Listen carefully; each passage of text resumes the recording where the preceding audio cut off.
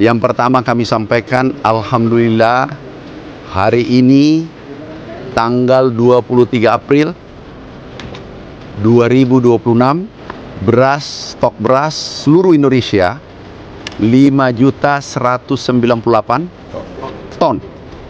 Ini adalah pertama, tidak pernah terjadi sepanjang sejarah. Ini sejarah pertama. Inilah hasil kerja keras kita semua. Kita berada di gudang ini disewa.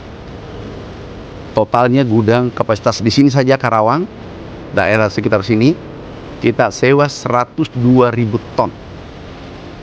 Yang sudah terisi 80.000 ton. Mungkin 2 minggu ke depan ini penuh lagi. Full. Sekarang kita sudah sewa gudang seluruh Indonesia 2 juta ton. Kapasitas gudang kita hanya 3 juta ton. Sekarang sudah kita sewa 2 juta ton dan sekarang sudah penuh. Tinggal 800 dan kita sudah sewa lagi kurang lebih 1 juta ton kapasitasnya. Ini berkat kerja keras kita semua. Dan ini berkontribusi pada rakyat Indonesia dan berkontribusi pada dunia yang konsumsi beras, yaitu 33 negara, dan untuk sebagian penduduknya ada 170 negara. Jadi Indonesia sekarang berkontribusi pada dunia. Kenapa?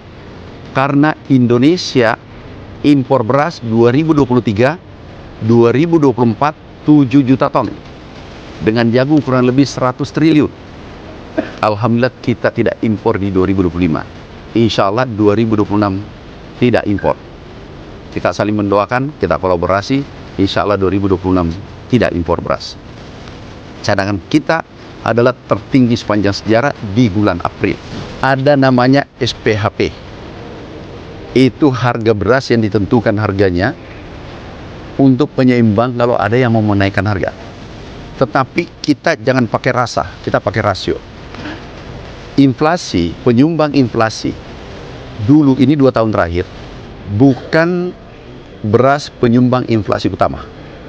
Dulunya selalu nomor 1, nomor 2, nomor 3. Sekarang ini bukan penyumbang inflasi utama. Jadi kita pakai data. Jadi ada harga eceran tertinggi. Kami minta seluruh teman-teman pedagang jangan menaikkan harga di atas HET. Kenapa? Kami sudah menjabat sudah 8 tahun. Kalau dulu pada saat kita impor itu alasannya ada kurang beras, harga naik. Oke? Selalu itu alasannya. Sekarang tidak ada alasan. Kita ke Arab Saudi sudah ekspor 2.280 ton. Yang kedua, kita ekspor kirim ke saudara kita Palestina 10.000 ton. Sekarang berikutnya yang ditanyakan, kita rencana sudah negosiasi Bulog. Mudah-mudahan apa yang direncanakan Bulog 200.000 ton bisa kita ekspor. Tapi beras siap. Jangankan 200.000, 500.000 pun bisa diekspor negara yang membutuhkan. Kita siapkan ada benih-benih unggul, bibit unggul.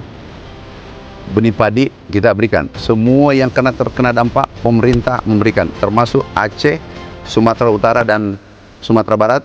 Semua sawah yang rusak itu ditanggung oleh pemerintah. Kami sudah kucurkan dananya. Luas lahan pertanian 7,4 juta. Clear ya?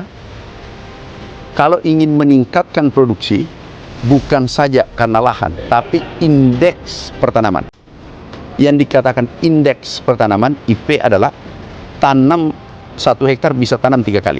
Kemudian yang kedua adalah ada daerah kering, kita buat irigasi dan pompanisasi 500.000 hektar. Nah, ini dulu tanam 1 kali Pulau Jawa menjadi 2 kali. Kemudian ada opla 800.000 hektar. Oke, kita masuk soal sumber pangan. Pangan yang kita di Bulog kita tanda tangan itu 11.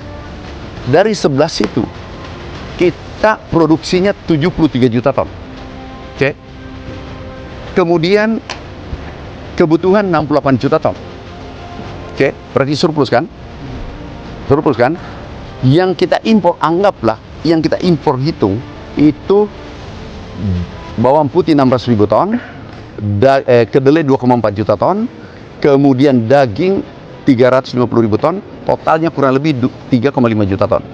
3,5 juta ton dibagi dengan 68 juta ton atau 73 juta ton, itu 4,9%. Pertanyaanku, yang dikatakan swasembada itu maksimal impor 10%. Kita cerita pangan ya, bedakan. Kalau maksimal 10%, terus 4,9 impor dari seluruh pangan, swasembada nggak? Bukan hanya di gudang Bulog yang penuh, tapi di gudang-gudang swasta yang disewa Bulog, kondisi gudangnya juga sudah penuh oleh beras hasil produksi para petani yang luar biasa.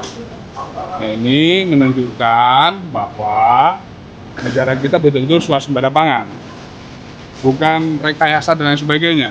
Tadi sudah disampaikan oleh Bapak Menteri, rekan-rekan media di seluruh tanah air boleh mengecek ke seluruh gudang-gudang Bulog yang ada di seluruh tanah air, baik yang gudang milik Bulog maupun gudang swasta.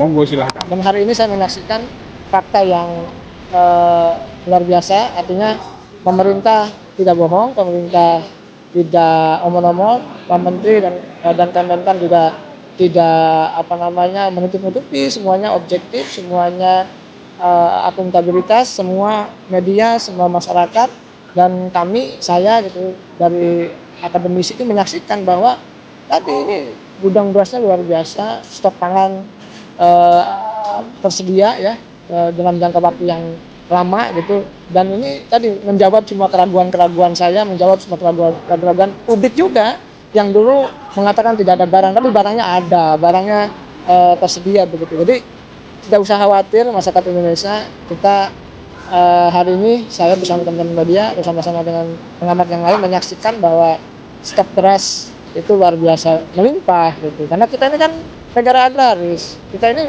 banyak petaninya, terus harga gabah juga dijamin oleh Bapak Presiden, itu harganya tinggi, jadi masyarakat juga mau menanam. Jadi saya melihat bahwa ini adalah bukti nyata, langkah nyata dari Kementerian Pertanian, dari Pak Menteri untuk membuktikan kepada masyarakat Indonesia bahwa tadi stok berasnya melimpah dan swasembada terjadi seperti itu.